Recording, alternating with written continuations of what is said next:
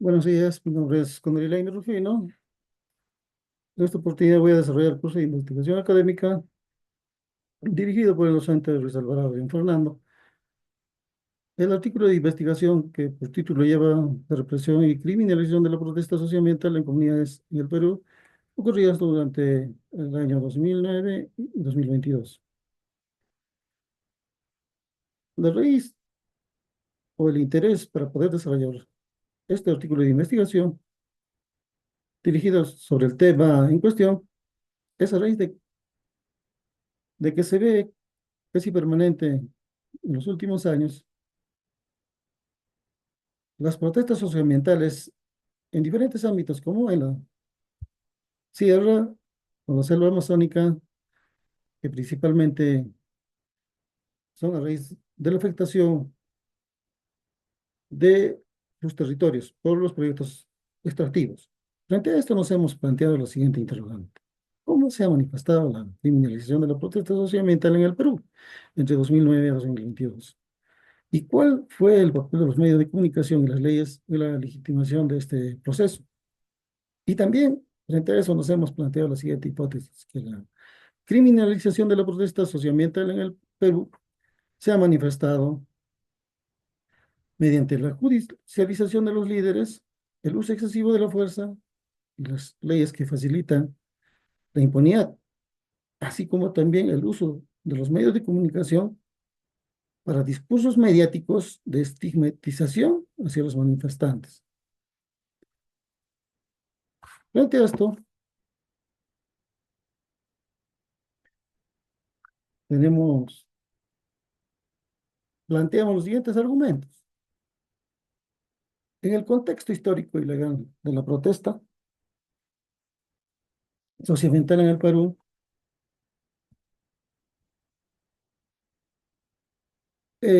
los conflictos socioambientales en el Perú tienen sus raíces por la expansión de los proyectos extractivos, como la minería, la explotación de hidrocarburos, que se intensificaron a partir de los años 90, con la implementación de políticas neoliberales. Entonces, con estas actividades se han generado tensiones con las comunidades indígenas y amazónicas, cuyos territorios y recursos naturales han sido afectados. En el marco legal, el Estado ha implementado leyes que facilitan la represión, como la creación de la ley 30051, que exime de la responsabilidad penal a las fuerzas del orden y figura de la extorsión, utilizado para criminalizar a los líderes y participantes de las protestas. Estas normas han creado un marco legal que justifica la represión y viola los derechos fundamentales de los protestantes. Como nuestro autor, Brevario, nos decía que esta ley prácticamente significa o constituye una licencia para matar. En relación a nuestra hipótesis, este argumento en el contexto histórico y legal muestra cómo el Estado ha priorizado los intereses económicos sobre los derechos de las comunidades, sentado en las bases de la criminalización de la protesta. Ahora, en el siguiente argumento de los casos más violentos de la represión y de la criminalización de la protesta, tenemos el caso Baguazo, uno de los casos más emblemáticos o más tristes, se puede decir, donde la represión estatal dejó a 33 muertos y cientos de heridos. Este conflicto surgió por la falta de consulta previa en las comunidades campesinas indígenas respecto a los decretos legislativos que, según los manifestantes, afectaban sus intereses particulares, sus intereses de la población. Y por otro lado, la cara del Estado, con la promulgación de estos decretos legislativos, favorecía el Tratado del Libre Comercio, que en ese entonces se estaba tramitando con los Estados Unidos. Y también, hablando sobre este tema, lo más indignante de ese entonces fue cuando el mandatario de turno, de una manera despectiva, se manifestó de que, en este caso refiriéndose eh, a los indígenas Abajú, de que no eran personas de primera clase. Otro caso tenemos el caso Tía María, ocurrió en 2007, inclusive esto se ha prolongado hasta el 2017.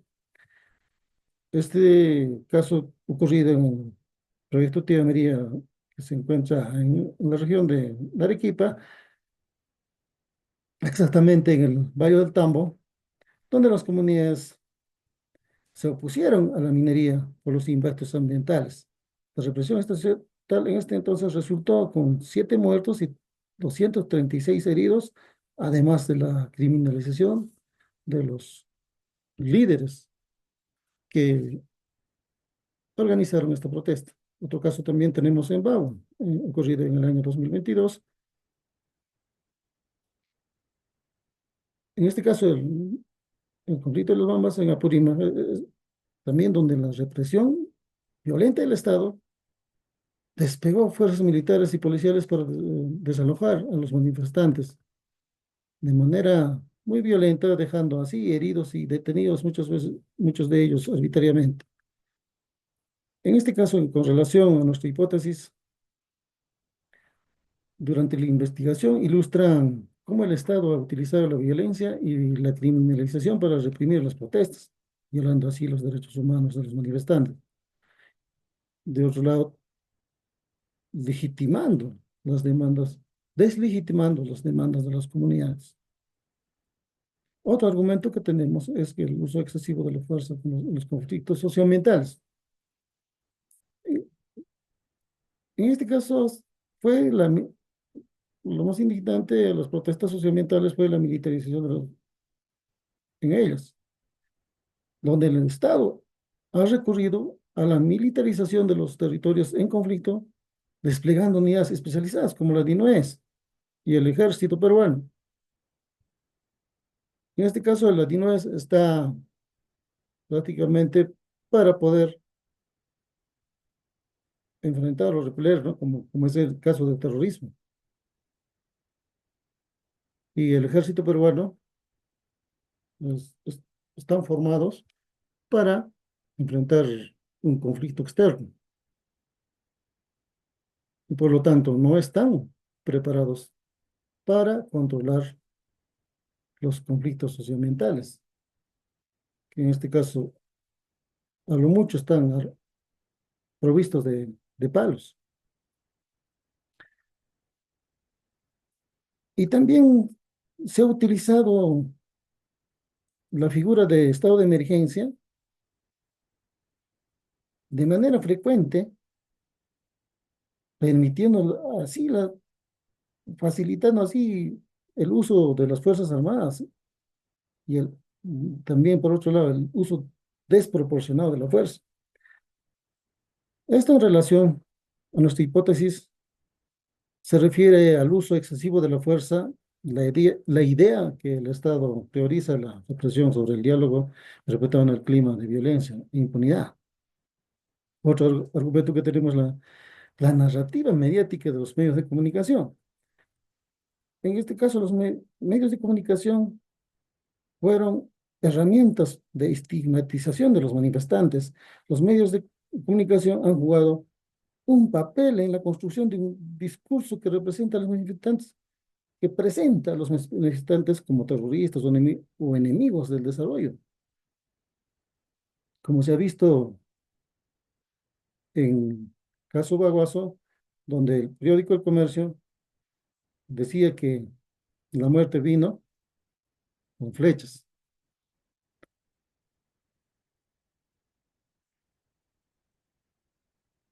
Eh, También, en este caso, los medios de comunicación fueron una herramienta de parte del Estado para poder legitimar la represión. En relación a nuestra hipótesis, es que la estigmatización mediática es un componente en la criminalización de la protesta, ya que esto refuerza la idea de que las manifestaciones son actos de violencia y no de defensa de derechos. Otro punto que tenemos como argumentos es el impacto en las comunidades indígenas y amazónicas, donde la violencia estructural y la violación de los derechos humanos con la criminalización de la protesta ha generado un clima de violencia estructural que afecta principalmente a las comunidades indígenas y sobre todo amazónicas. Estas comunidades, como anteriormente habíamos manifestado, de que han sufrido desplazamientos forzados, pérdida de tierras y persecución judicial a sus líderes. Y, y asimismo se ha visto,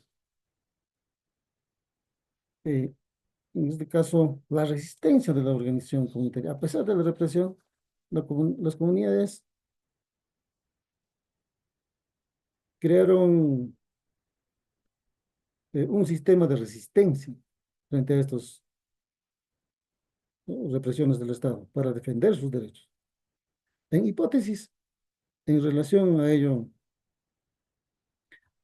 es de que el impacto en las comunidades indígenas y amazónicas muestra cómo la criminalización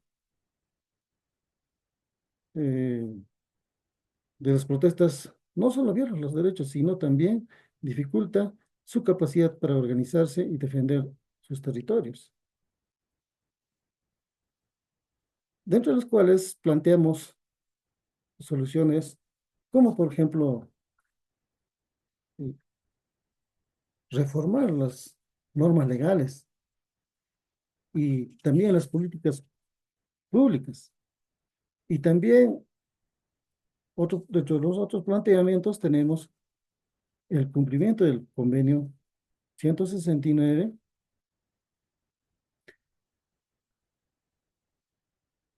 y la ley de la consulta previa.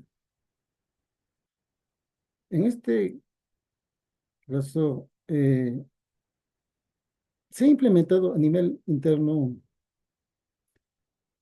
la ley de la consulta previa, que exactamente estamos hablando de la ley 29785, que regula el derecho a la consulta previa,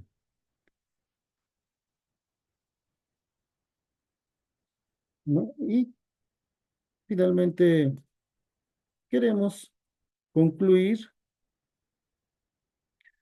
de que esta investigación ha demostrado que la criminalización de la protesta socioambiental en el Perú se manifiesta a través de la represión estatal, con la judicialización de los líderes que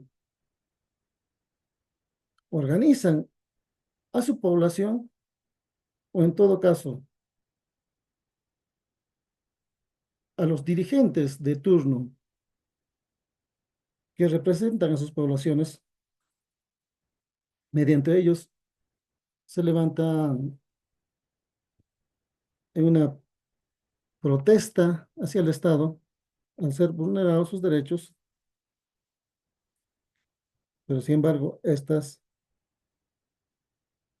protestas fueron criminalizadas y al mismo tiempo deslegitimizadas por los medios de comunicación y por otro lado también por la creación de leyes que dan impunidad a la represión estatal.